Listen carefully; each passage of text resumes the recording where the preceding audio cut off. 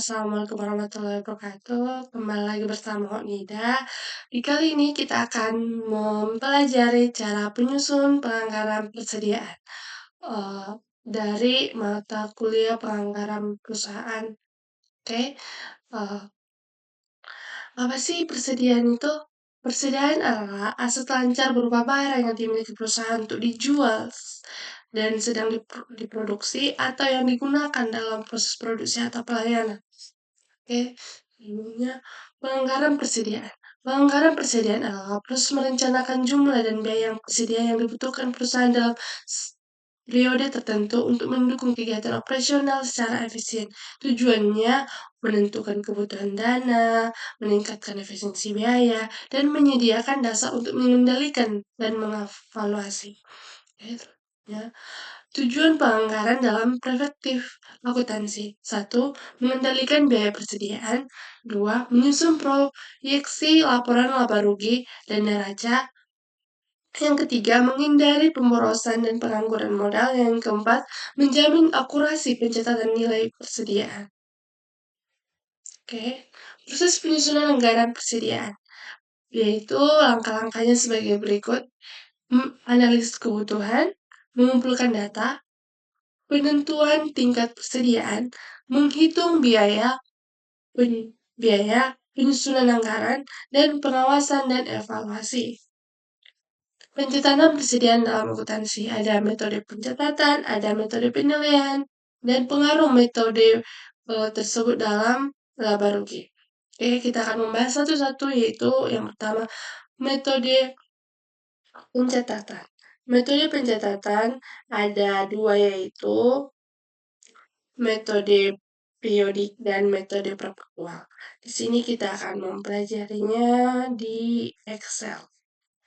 Membahasnya dalam perbandingan singkatnya.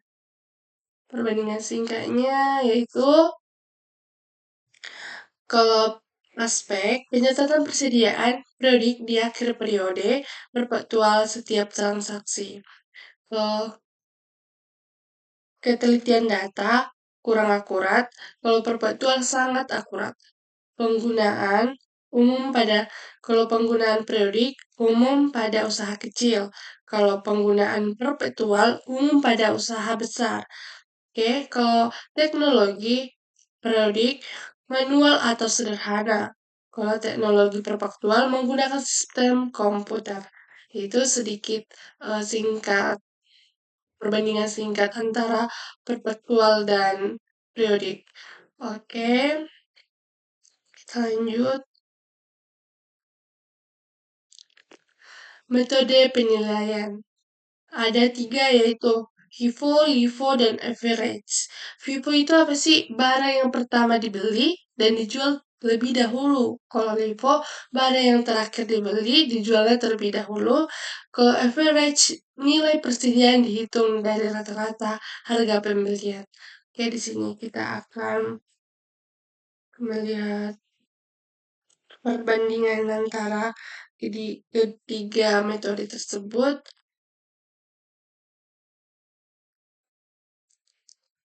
yaitu ini. Perbandingan metode penilaian persediaan. FIFO, prinsip dasar barang masuk pertama dijual terlebih dahulu. HPP, harga pokok penjualannya rendah, labanya tinggi, nilai persediaan akhir tinggi, catatan disarankan dalam PSAK. Kalau LIFO, barang masuk terakhir dan dijual terlebih dahulu, harga pokok pembeliannya tinggi, labanya rendah, nilai persediaan akhir rendah, catatan tidak diperoleh di PSAK. Kalau average, menggunakan rata-rata tertimbang. Kalau HPP-nya sedang, labanya sedang, nilai persediaan akhirnya juga sedang, catatannya cocok saat harga sering berubah. Oke, itu sedikit perbandingannya.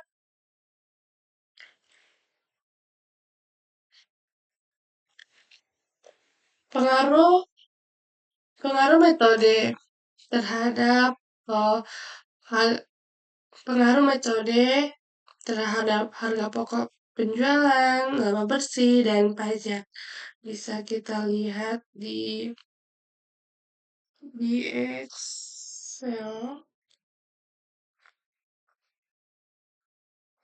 bisa kita lihat di Excel antara perbandingannya pengaruh metode penilaian HPP harga pokok pembelian, laba bersih dan pajak saat harga naik. Di garis bawahin saat harga naik ya. Metode FIFO lebih rendah HPP-nya. Kalau LIFO lebih tinggi, average sedang. Kalau average ini cocok banget buat yang harga berubah-ubah. Kalau laba bersih, metode FIFO tinggi. Kalau LIFO rendah. Kalau tinggi laba bersih, pajak juga ikut membesar. Kalau laba rendah, pajak pun akan kecil. Beda sama average, semua akan sedang. Kan seimbang. Oke, kembali ke PowerPoint.